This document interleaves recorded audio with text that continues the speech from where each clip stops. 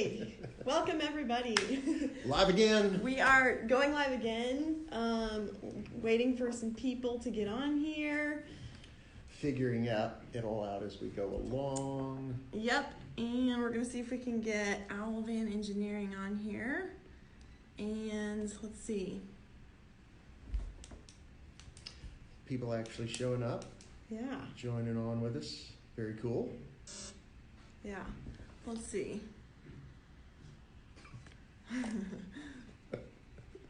Give us 1 second while we try and get somebody on here. High production value here. Yeah. Let's see if we can ask him to jump on. See if you notice him. We are waiting for our special guest, the one and only John Willenborg from Yes. Owl Van Engineering. He'll be popping on here shortly. Mm-hmm.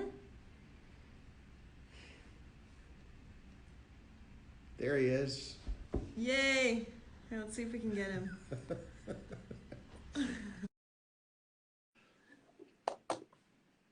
And we're going to try and do this a little better than last time so y'all can see us this time. What's up, John? Hey. Hello, hello. How Oh, you I feel doing? outnumbered. It's 2-on-1. Absolutely. That's okay. Here. We're playing the strengths here. Yeah. Hopefully everyone can still see us right.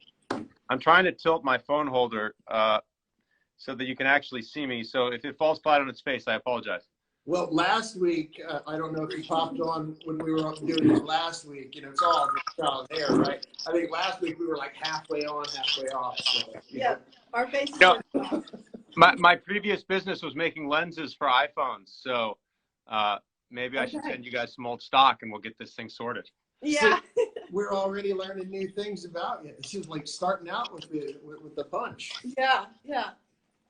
Go ahead. Where are you right now? So we're in Northern California. We're in Marin County, which is about 30 minutes north of San Francisco. Its main claim to fame is being incredibly snooty and the origin of the mountain bike. Oh, cool. I would love to check out the mountain biking sometime. It's absolutely beautiful. Really like it here, but it's maybe the worst place, certainly in the U.S. to set up manufacturing, being that there's no room and labor is incredibly expensive. But you know, it's where we are. We love it, and it's kind of a very eco-friendly area. And you have a lot of van folks out here that care a lot about getting out, being adventurous, mountain biking. Doing the whole van thing. So I felt it was right, regardless of how much of a haircut we take as a company being here, that it's the right place to be. I'm sure you pay a premium to be where you are, but it didn't look like at all like you guys were struggling when I was able to come by and visit you guys. It was vans for days in every direction, and you guys definitely live right there in the mecca of it. So seems like all good things. It's been good. I mean, it's crazy times for everyone, right? And it's I don't think any business owner out there that feels either secure or like they know what they're doing or what the future is going to bring, I think is lying to themselves. And thankfully, our customers have been fantastic through this, and we've been able to maintain our full team, and everyone's been great. We've done all kinds of COVID-related stuff, from staggering shifts and these kinds of things, but so far so good. And I think the van community as a whole and talking to folks is still going strong. So that's pretty cool. We're experiencing the same things here. Glad to know you guys are thriving on through it, and it speaks to just how cool and resilient and interconnected this community really is, and all of those are things that we want to talk with you about and your experience in that. But while everybody's signing on, if you don't mind, we'll step back for a minute and we'll do a few introductions, and then Yeah, sure. Sorry. kind of lead up to the moment where you and I originally first met, and how we find ourselves on this Instagram live call today. Thanks for being willing to jump in. Quick introductions. Amy Seibert right here. She is our creative director around here, so handles coordinating with these types of things for us, and has a lot of influence with the whole communication dynamic for our brand. So excited about that. And I'm Jeffrey, one of the founders of Storyteller Overland, and our special guest today is John Willenborg. Forgive me if I am butchering your name in its pronunciation. No, that's quite good. Both my children hate me for giving them that last name that will be perpetually butchered by every teacher they ever have. But yeah, for those that haven't obnoxiously seen my face splashed all over YouTube for van videos, my name's John, and I'm the owner founder of Owl Vans. We've been around for about a year and a half, and I'm an Aquarius. I enjoy long walks on the beach, and I don't think anyone else wants to know anything else about me. So John, this is already a good conversation, because I suspect that you're kind of starting to become, like, even a year and a half into this, I kind of view you as like the face of van life, right? You're like you have already become so recognizable because you do these really great walk-arounds for your product, and you accentuate everything that's going on with your customers when they bring in vans. It's all cool. So I've just really gotten used to seeing your face in this kind of Hollywood vibe on all things social media, and I love it. I love the personal way you guys interrelate with your customers. All very cool. One of the things I want to give our folks who are tuning on a chance, knowing everybody that'll watch later. We say this all the time, but anyone who's been around us for any time at all knows that for us, it's not just the journey or the destination. It really is the people you connect with all along the way that matter most. And that's kind of what's driving our reason to want to jump in and do these kind of Instagram live things. So people who may know about us and maybe connected with us can get a glimpse into the lives and to the talents of some of the folks that we're blessed to be connected with, like yourself. So when we, I think we had fanboyed Owl Vans pretty early on when you guys started releasing product into the wild. We kind of make it our business around here to know who's doing what in the space and who's really thinking things through and bringing some really creative, complete thoughts to the market and doing things on a quality level. Because right now there is so much of the Wild West thing happening in van life. Some of it is awesome. Some of it's like less than awesome. But it's really cool when you can just track towards folks who are doing things at a really high level with top quality. You. And you guys exemplified that from the first minute we found you. We saw you guys out at some of your gear out at Overland Expo West. Started fanboying you and stalking you along there. I think we encountered you again at one of the Adventure Van Expos. I think you guys were, some of your gear was just behind us at, that was Lake Tahoe as well, right? Yep. So we were there together. And then about, I think maybe at the beginning of December, we just started really noticing that and getting a lot of questions internally. A lot of folks that were already buying mode vans were asking us, hey, will this work with some of the Owl Vans gear, and we'd like to add it.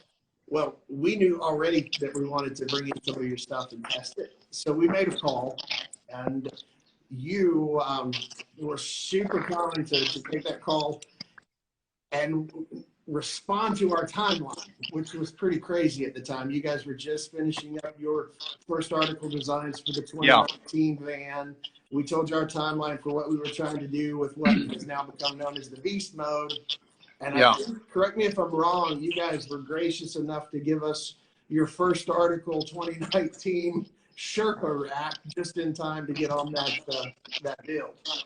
Yes, complete with some ill-fitting parts that weren't quite dialed in yet. And you guys were equally graceful enough to make it work, and your team was able to kind of mess with it a little bit because it was kind of early. Things have been really exciting for us this past kind of year and a half that we've been around. We haven't been around that long. And we kind of came on board just as the NCV3, for people that don't speak van talk, that's kind of the second gen Sprinter, was kind of tapering down, and they were damn near impossible to find.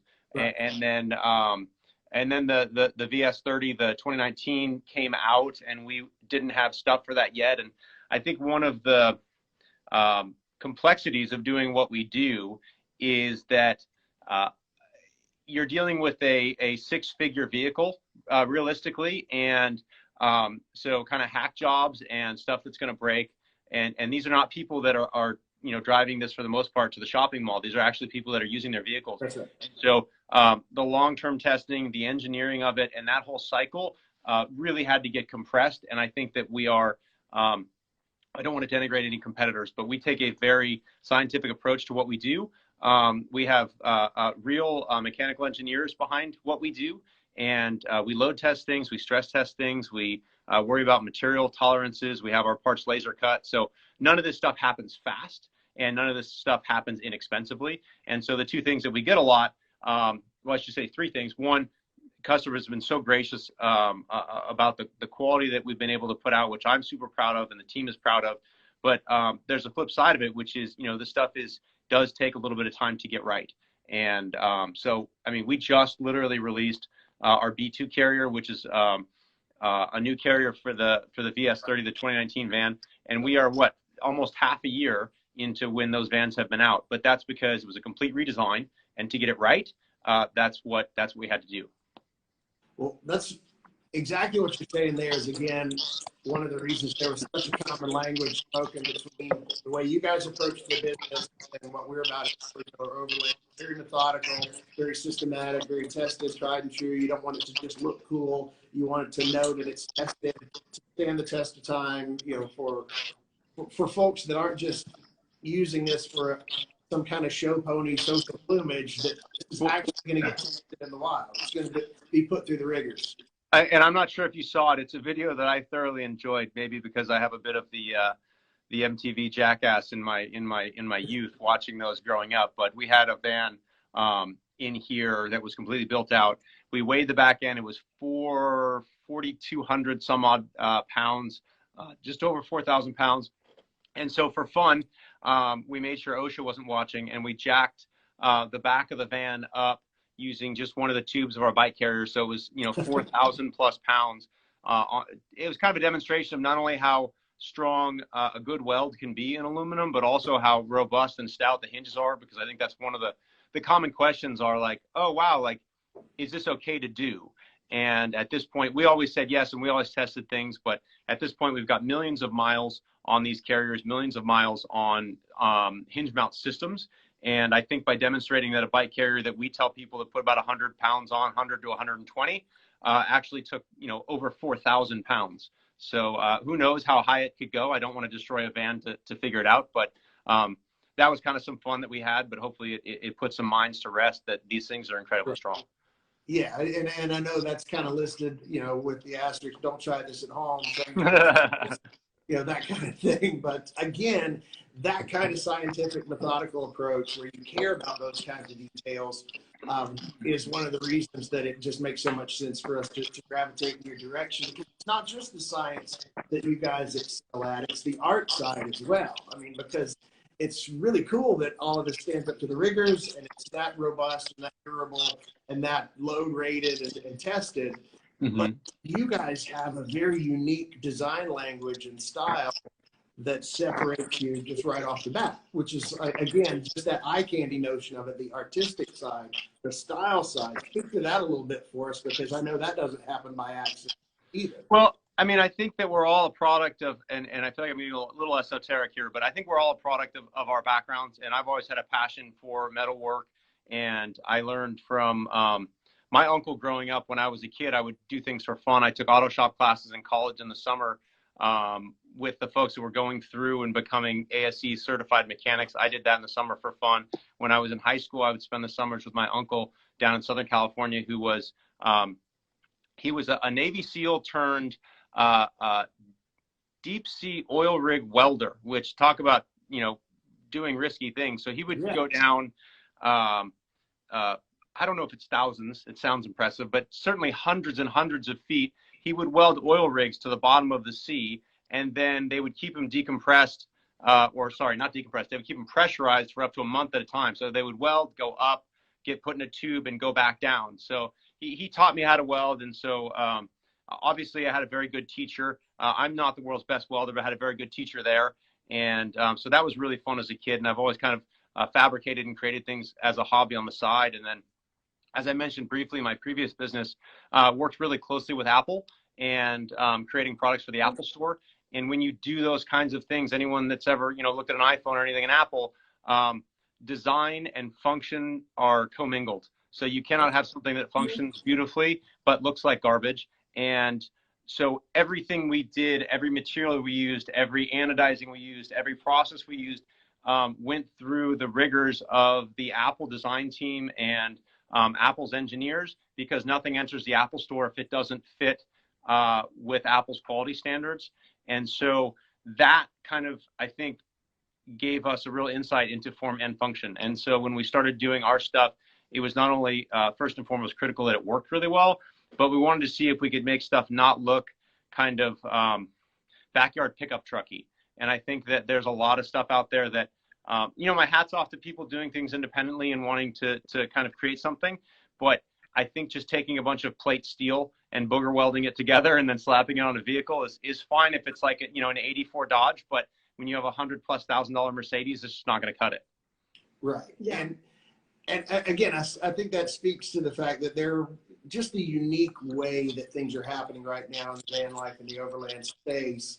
A lot of people are inspired by the freedom and just the allure of the community itself and how interconnected it is.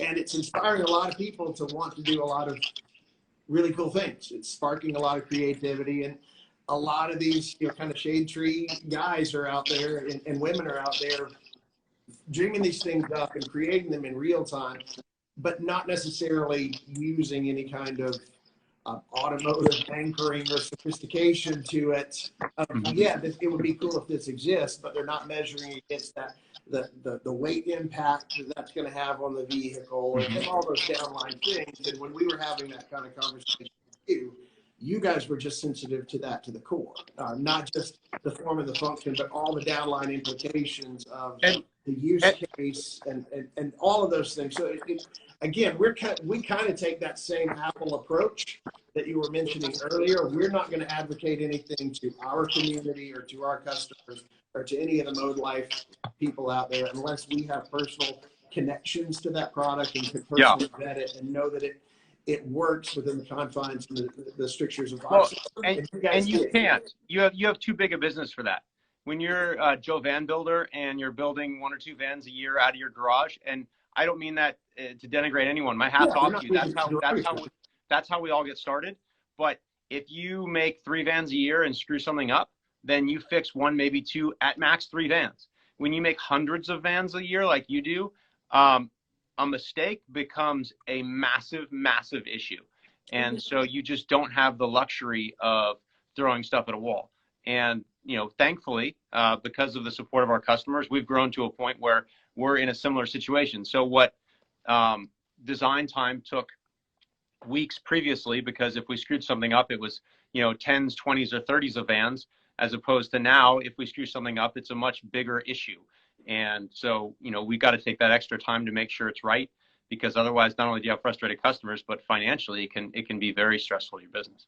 That's right. Yeah. And that's, I think sometimes people don't see the amount of work that goes into perfecting and purifying a product, getting it ready for production, and introducing it into the marketplace with confidence that you're going to stand behind it.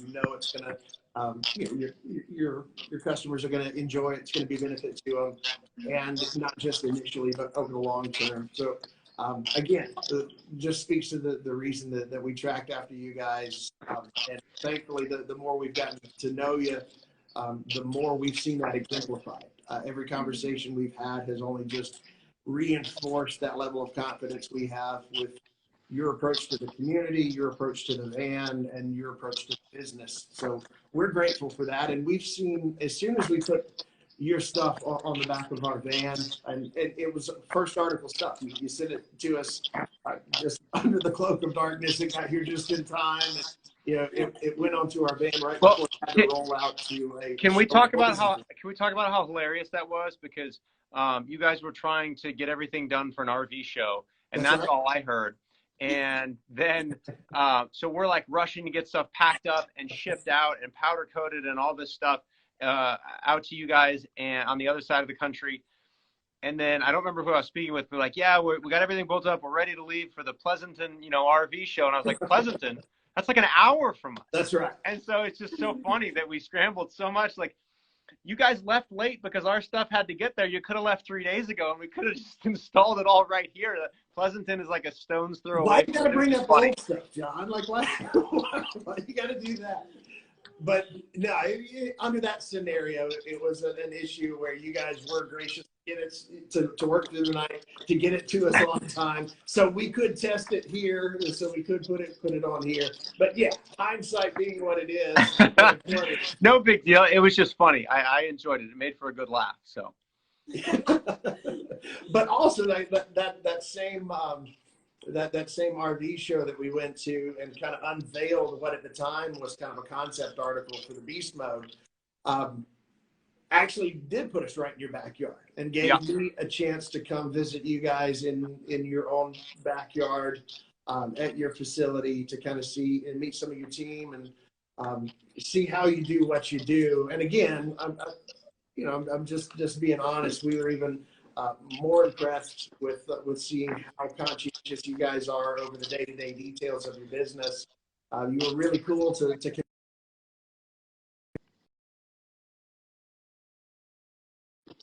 We're good. But yeah, it dropped out for a second there. Yeah, I think there was a battery issue. I think we're good now, though. We're fine. Yep. But yeah, it was cool to get to come see you guys in context, to see your parking lot there overloaded with vans, your team just working away, just obsessing over the details. I was actually retelling the story around here that I was like, hey, John, I'm just going to be, I'm like an hour down the road from you. I'd love to bring you guys lunch if you don't mind me stopping by. And you told me this particular sandwich shop, and it would be cool to pick up something for. And then I was telling everybody here, I got stuck on the highway for like an hour and 30 minutes after that. And so you guys were waiting there patiently. And it was like showing up, and it was like Joe Exotic. You showed up and you were throwing sandwiches in the gate, and my guys would just wolf them down. It's a good thing nobody lost an arm. It was a little bit like that, but I totally understood why. I don't understand how you guys ever get used to dealing with the highway system and traffic out there, but I definitely felt the pain of it that day, and I know you guys felt hunger pains as a result of it. Again, getting to come by, meeting your team, seeing everything in context there, further solidified the path that we're on now, where we're using your gear on some production article stuff related to the Beast Mode that'll be coming out here shortly. So all good things, but maybe it's cool to step back a bit from like the product and the business side of it. And I'd like to hear what drew you into making the leap from being kind of a product developer, and, that kind of was at the periphery of the Apple universe, to wanting to jump into the van life thing. I was pretty much badgered into it. So I was kind of, so I had my company, and I ended up selling that. And then I was kind of like, well, what are the next steps? Right. And I looked at kind of some of the typical tech jobs here in Northern California, and spoke with joining some more mobile teams. With basically, I had been in mobile for many years, and really was kind of deciding what was next. And I always loved, like I said, fabricating myself, and I had my own van that I worked on, and problem solved. I think my first carrier was because of a bonehead mistake I made, where I wanted to make up my own carrier, and I had my van, and so I welded up the carrier, and I was super proud of it. And at the time, I hadn't figured out the no drill system, so I just drilled a bunch of holes in my door and bolted it on, and I was feeling super proud of myself. And I go to open the back door, and it just will not open, and I'm like, what? And so I can't figure it out. So then I undo some of the bolts, and I'm looking, and I was like, oh, you absolute moron. The hinges articulate at a different rate than the door does when it opens, and that was the problem. And I think that had I just sat down and said, hey, how can I design this, I probably wouldn't have gotten there. But the fact that I had a van now with a carrier that was bolted to one side and a bunch of holes in my door, I was like, I need to figure out how to make this work. And so I ended up obsessing over it for a couple weeks, and then we figured out kind of our articulating mount that we ended up kind of debuting with the previous generation van that was so popular. And then from there, it just kind of, there were a lot of things that I wanted to do, and I think ideas have never been a problem for us. It's more just getting stuff executed with quality. And so thankfully, I've built a team here that I'm really happy with. Not only are they competent, but they can kind of work autonomously, and it allows me to get a little bit of free time to continue to design and trying to bring out, we really try to bring out stuff for the van community that doesn't already exist. So there are people doing all kinds of stuff. There are people doing suspension. There are people doing skid plates. There are people doing, whatever. And so we typically won't greenlight a product unless it really has a nice level of innovation to what we do. And so that's kind of our process. And yeah, I mean, I got into it really because I had done my own stuff. I put it on some of the message boards, and people kept asking for that. And I said, well, I don't do that. I just do it for myself. And then it got to a point where I'm like, okay, well, enough people are asking. Maybe there's a business here. But coming from an environment where, it wasn't so hands-on fabrication and not having fabricated professionally, there's always that insecurity of, hey, I'm not a big company. I can't compete with these big giant players that have been in this industry for a while. All I know how to do is what I know how to do. So there's definitely some insecurities starting out, but thankfully, I obsess about making sure stuff is right, which is both a blessing and a detriment. And so I kept working at it, kept working. Sorry, I'm getting calls coming in from all sides. People aren't used to not being able to get a hold of me, so I apologize. Popular guy. Maybe they'll pop in on the live thing here and ask the question that they're trying to ask you by phone. But hey, which only underscores the point. We know that you're a busy guy, running a great company out there. So all the more reason we're grateful that you would pop on here with us to spend the time here. But one more question about your van. Like, it's interesting, I think, for us and for our folks to hear that Owl Vans originally was developed around a personal need you had, a thought that you had that was going to solve a problem for you. Like, what got you into the van space to begin with? Like, what are other aspects of this life and lifestyle are you connected to? Because I know you guys are pretty outdoorsy folks. Yeah, so I like to tell my kids that there was one time in my life where I was pretty cool. Those days are over. But back in the day, I used to do a lot of motorcycle racing and absolutely loved that. And so I originally built out my first van to be able to hold race bikes. And so I would go from kind of event to event. And what I liked about it, now we're going back, 10 plus years ago. So Sprinter vans were really new in this country. Right. As far as, I think they've been in Europe for a while, certainly with T1N, but Sprinter vans were fairly new. There weren't much of any accessory companies out there doing it. I think the only ones I really knew of was I think RB was around. Right. And outside of that, there wasn't much. And at that time in my life, I didn't have the discretionary income to afford RB stuff, even though it was nice. And so I was very much, it was time to build it all myself. And so that's basically what I had to do. And looking back on it, in fact, I just threw some stuff away that was out behind my house, like the first ever, I guess it would be the first ever Owl carrier. I finally threw it away. And I probably should have kept it, but I really was kind of more embarrassed. I didn't want anyone to see it because we've come so far that it's really a very uninspiring origin story to see the original carrier. So yeah. I finally tossed it, but that was, yeah, as you said, it was born out of necessity, and I enjoyed working on my own stuff. And the customer, I have to be honest, I have to throw a lot of credit to customers, because when I first started doing this, I asked the folks on the message boards if I was going to do, and it started with a tire carrier. I said, if I'm going to do this tire carrier, what are your needs? Like, what would be your ideal things you would put in this? And there were 3 or 4 things, I don't remember now what they were, but that people mentioned on there that I had never thought of, And so being able to add those to the product before I ever launched one was really big, because I think it solved a lot of needs for customers that I hadn't thought of, because how I use a van and how other people use a van is very different. And I think I think what's cool about something like what you all do is you've got a very difficult job, because you're trying to create something really cool, and it's for an audience that likes to go and do adventure-y stuff. But there's a lot that's under that sun, from motocross to you know, SUP to kayaking to mountain biking, and everyone's going to use that van differently. So you have to create a platform that is both really functional, but also very kind of open source, you know, to use a tech term, because you don't know how someone's going to use it and how they're going to kind of make it their own. And that's really tough. And so some of our products, we try to do that because people want to customize it once they have it to make it their own. And so with something like the Sherpa that has a lot of modular holes, the idea is that, hey, I might use the Sherpa to go mountain biking a lot, but this other person just really likes to get really far off the grid. So they need lots of extra fuel, lots of DEF they need to store it. Or this person likes to go down to Pismo Beach, and so they need like shovels and recovery gear and all these kinds of things.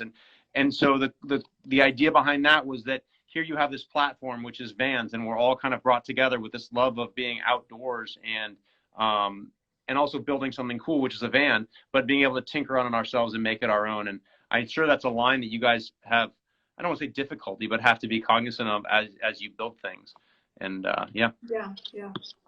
We've had a couple of questions come in. Do you mind answering a couple really quick? Yeah, sure. Absolutely. Go ahead. Okay. One of them, somebody asked, what are the best installs for a mode owner? So a lot of our mode owners, obviously a lot of your stuff goes on our beast mode. So if a previous mode owner wants to add something, like what would be the best things for them to add?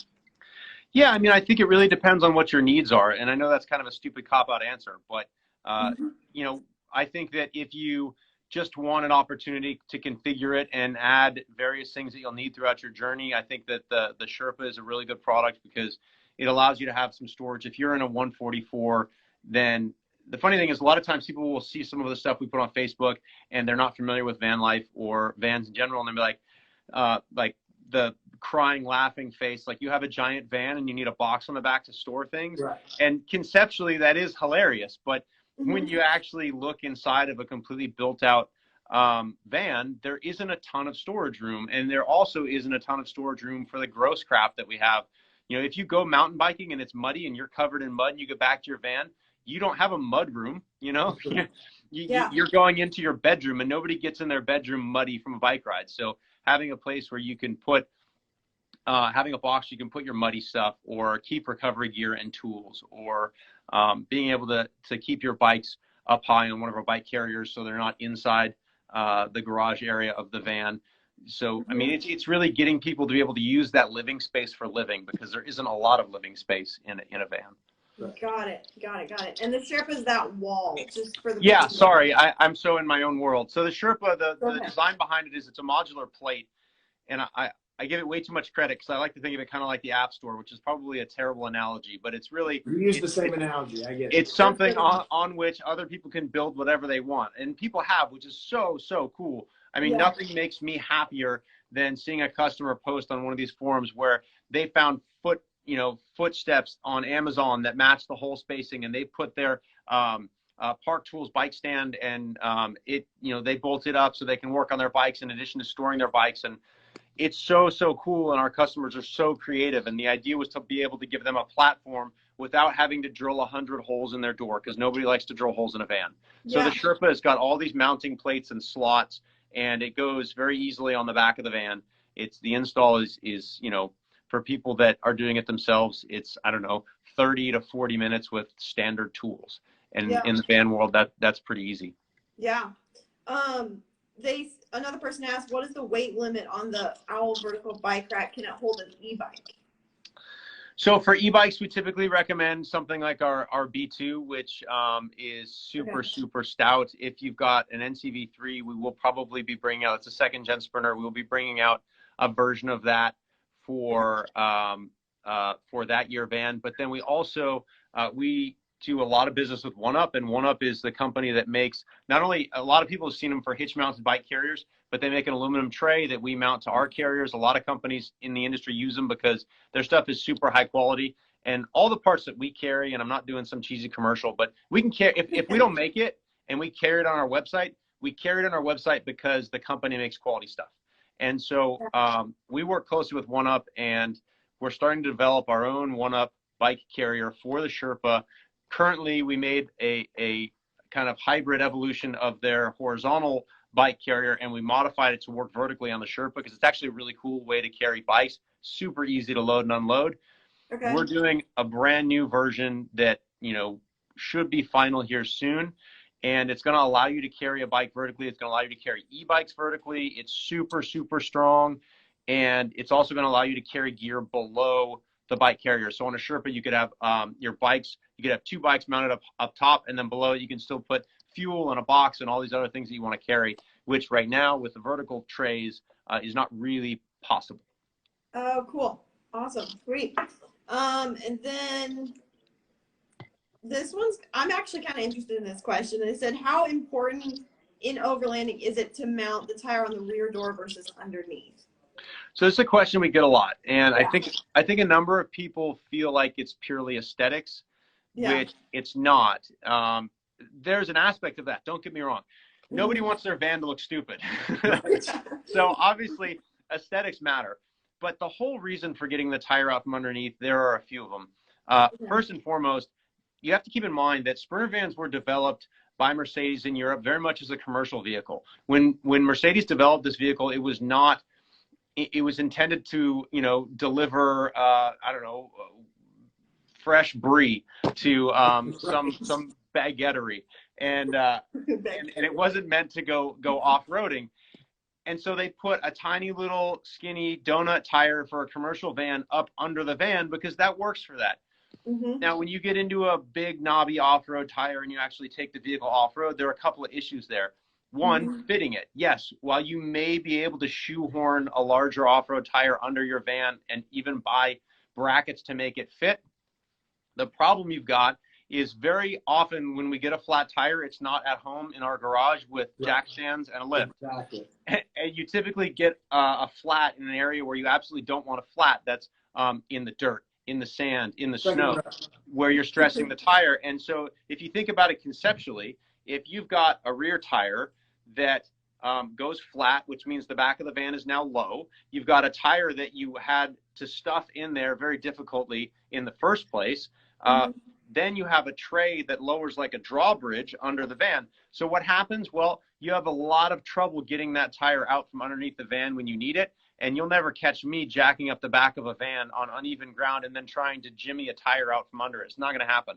There's a reason that you don't see Jeeps with tires mounted, underneath. So that's kind of the practical reason. And then there's also, as you build these vans out, space is at a premium.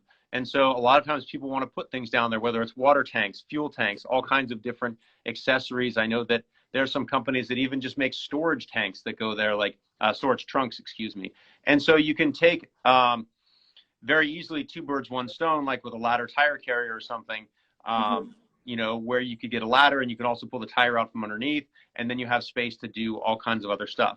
And then, not to go on too long, but anyone that's changed the tire, it's not super fun. And when you go off-roading, you change a lot more tires.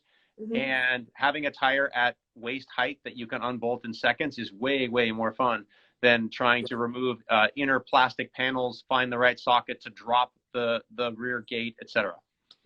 And on top of all of that, it does look outrageous. It does. It does. Look, we all don't want to look like O'Reilly's Plumbing when we drive around.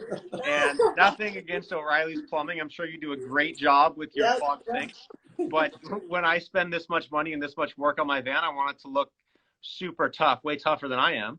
Yeah, and part of that is a big knobby tire. Which again goes back to a consistent theme for you guys and for us. It's that overlapping Venn diagram of form and function and making sure those things complete the thought. It's useful, it's elegant, it's cool, it's rugged, it's tough, it serves a purpose, but it also looks cool. So what else you got? This is more of a technical question, but if some of our mode owners were looking to buy from you, can they go through dealerships? We get that question a lot.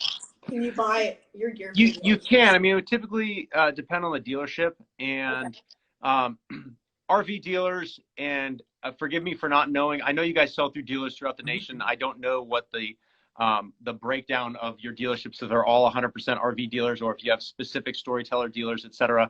But RV dealers have their own worlds to worry about. Right. And I would say the vast majority of their customers are, and I think this is changing because of vans, but currently the vast majority of their customers are very RV-ish. So they're really interested in all the chemicals they'll need and all the lawn chairs and all these types of, you go to any RV dealership and they have that shop where they give you like $25 credit after you spend 180 grand on a vehicle. Sure. And you can get all the toilet cleaner for $25.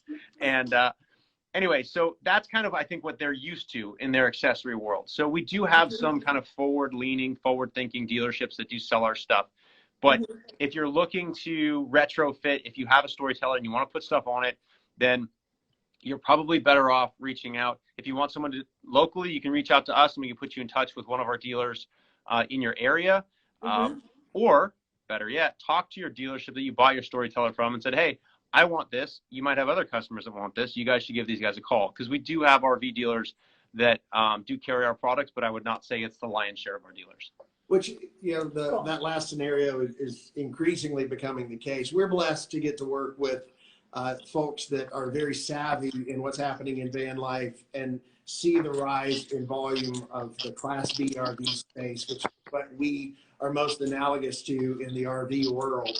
So increasingly, our customers that are buying our vans are super well educated. They know all about their options in the field, and they are showing up at our dealers like Conejo, out there where you guys live, La Mesa RV, Van City, Moit's RV, all of these different places, and they're asking the dealer, hey, I would like to add this piece of gear. Now, the benefit is pretty soon with this new production article that we're doing, they'll be able to purchase it directly as a complete thought, fold it in, installed here at the factory.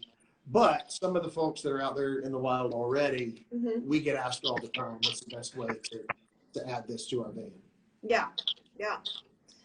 There's also a legend going around that you shoot lasers out of your eyes. Do you have anything to say to that legend? Basically, if you've seen it, you're probably dead. So I will keep the lasers under wraps. I can blow steam out of my ears. I know that, but lasers out of the eyes are not currently a functionality. Maybe version 2 of me, which will need many, many upgrades. Okay, cool. That's about all I have. Yeah. Well, cool. John, I think it's about to be off to the races, not just for you as a business with the continued success of what you guys are doing. You guys, in a very short period of time, from our perspective, have established yourself in a pole position with the design and engineering lead, with the form and function, and the art and the science. All of those things kind of coming together. You guys really have not just come into the space to take up space. You've come into the space to add a lot of value. We have personally seen and tested your products. We have personally interacted with you and your team and gotten to know you as people, and we're grateful for that. So I just think you guys are on a massive, wide open space for continued success. We're excited to get to be a partner in that going forward, and looking for new ways to explore those kinds of relationships together. But if there is any takeaway that you would like to share with the Mode Life community out there, just some final thoughts before we let you go and get back to answering all those phone calls. Just a parting shot.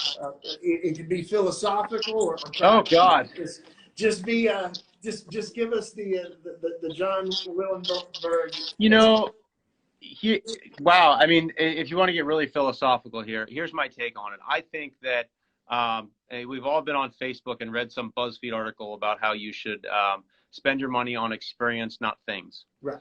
And I know that without going down stereotypes, I know that there are some conflicts in marriages many times, often the man is at fault, but where many objects get purchased that may not have much value as far as experience, etc. But what I love so much about van life or the van world or adventure vans or whatever you want to call it is I feel like it's this beautiful marriage of something that you can get really geeked out about, working on, fixing up, making it your own. But what it does is it's a platform on which to have that experience. So yes, you're spending money on something that if you like to go out in your driveway and tinker on stuff, if you like to kind of, I don't know, work on things, it fulfills that need, but it also, from a family standpoint, allows you to go out and experience this beautiful country that we live in, or world, depending on where you are. For me personally, it's been an amazing vehicle to spend time with my kids. And for anyone that has kids, that time goes so fast. And it's everything we can do to keep them off of Instagram and video games, etc. And it's really, really cool in this day and age to be able to grab my kids and not have a plan. Just get in the van, have stuff, get on the road. And I feel like when you're older, that's the stuff you're going to remember from your childhood. And that's the important stuff in life. And to be able to contribute to people doing that with their vehicles, with their vans, with their families, I mean, what a blessing above and beyond a business. So That's right. Yeah, absolutely. Yeah.